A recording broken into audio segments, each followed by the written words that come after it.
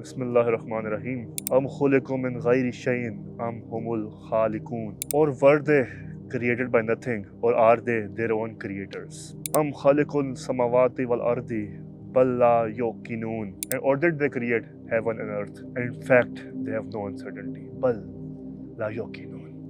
आप अगर अपने छोटे से बच्चे से पूछो ना कि ये किसने बनाया, वो बताएगा उसने बनाया, ये किसने बनाया, उसने बनाया, ये किसने बनाया, उसने बनाया। 5-6 चीज़ों के बाद वो कहेगा अल्लाह ने बनाया, या खालिक ने बनाया, या गॉड ने बनाया, या लॉर्ड ने बनाया। आज बात करते हैं तख्लीक कायनात पे कि कायनात तख्लीक कैसे हुई भी नहीं हुई, इटर्नल है या तख्लीक हुई तो किसने तख्लीक की, कोई खालिक है कि नहीं है, और खालिक है तो खालिक को किसने खलक किया। ये सारे जो आपके सवालात हैं ना around the creation of world, उस पर बात करते हैं। कुरान की ये 2 आयात खुला चैलेंज है हर उस बंदे के लिए जो खलकत कायनात पे गौर करता है। दुनिया कैसे बनी, किसने बनाई, खालिक ने बनाई तो खालिक को किसने बनाया, और इस तरह के तमाम सवालात और शुबहात को ये 2 आयात जामे तरीके से चंद अल्फाज में बहुत जामे तरीके से मुकम्मल कर लेती हैं। मतलब कहते हैं कि क्या वो अदम से, नथिंग से पैदा हुए हैं।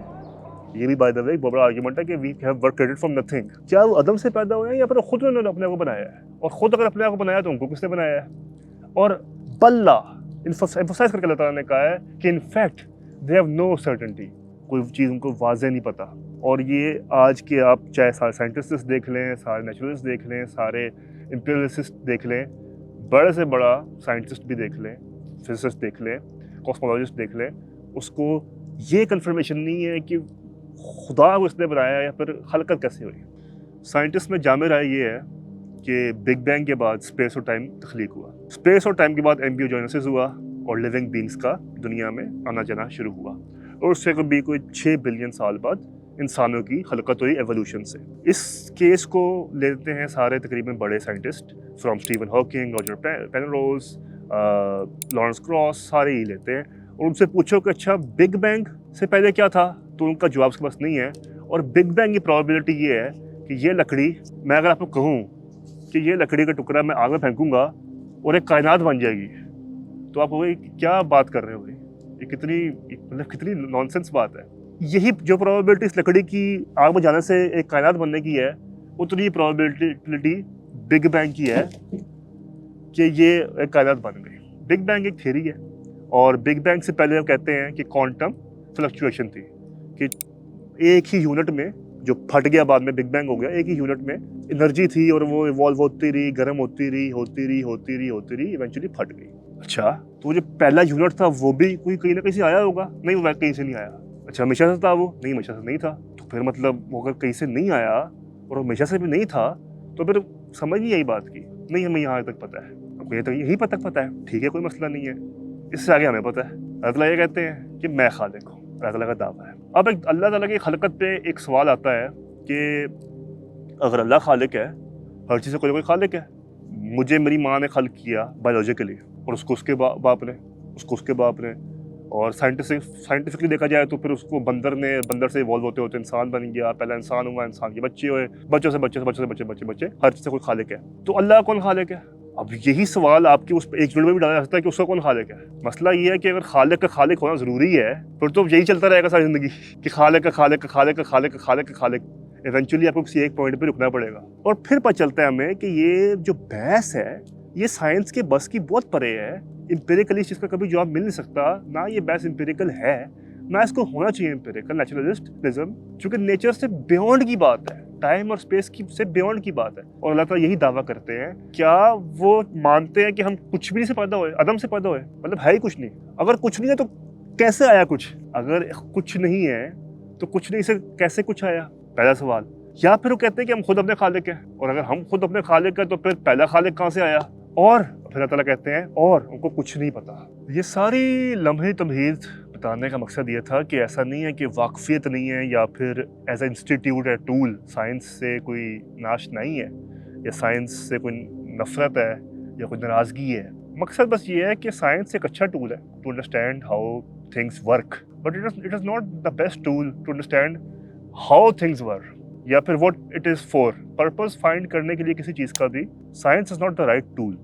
اینڈ اس میں ڈینائی کرنے والی کوئی بات بھی نہیں ہے, اس میں کوئی ناراضگی والی بات بھی نہیں ہے. اینڈ بات پھر وہی آ جاتی ہے, کیونکہ دل میں چوٹ کسی اور چیز کی لگی ہوتی ہے تو سہارا اس چیز کا ضرور لے لیتے ہیں ہم لوگ, اس انسٹیٹیوٹ کا, اس ٹول کا.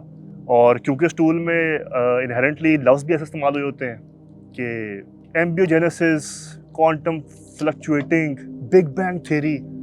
مزے کی لگتی ہیں یہ نا, بڑی بز ورڈز ہیں سننے میں کہ واہ quantum fluctuating, big bang theory ہے, ایمبیوجینیسس. لیکن eventually if you dig down deep, یا تھوڑا غور سے دیکھو تو they are not that big of a things and they are just reasons کہ کیسے کوئی چیز کیسے ہوتی ہے. سائنس کا مقصد کیا ہوتا ہے؟ بتانا آپ کو کہ کوئی چیز کیسے ہوتی ہے, کوئی چیز کیوں ہوتی ہے. وہ ایک فلاسافیکل کویسچن ہے, وہ ایک ریلیجیس کویسچن ہے. اور سائنس کو بنیاد بنا لینا, نیچرلزم کو بنیاد بنا لینا, امپیریلزم کو بنیاد بنا لینا اپنی ناراضگی کو ظاہر کرنے کے لیے, یا دلیل بنا لینا اپنی ناراضگی کو ظاہر کرنے کے لیے, اٹ شوز کے بعد تھوڑا بڑھ کے ہے. اسپیشلی کنسیڈرنگ کہ ہاؤ ہم تھیریز کو ماننے میں راضی ہو جاتے ہیں, لیکن جو ایویڈنٹ ان فطرتاً ہمیں چیزیں محسوس ہو رہی ہوتی ہیں, جو آوازیں کھینچ رہی ہوتی ہیں, ہم ان کو غور نہیں کرتے. بس اللہ تعالیٰ بار بار قرآن میں کہتے ہیں ون نجمی اذا ہوا, دیکھو قسم ہے اس ستارے کی جو غائب ہو گیا. اب پتہ ہے ہمیں ستارہ غائب جو ہے ابھی نہیں ہوتا, وہ کتنے بلینز لائٹ ایئرس میں ہوتا ہے ستارہ غائب.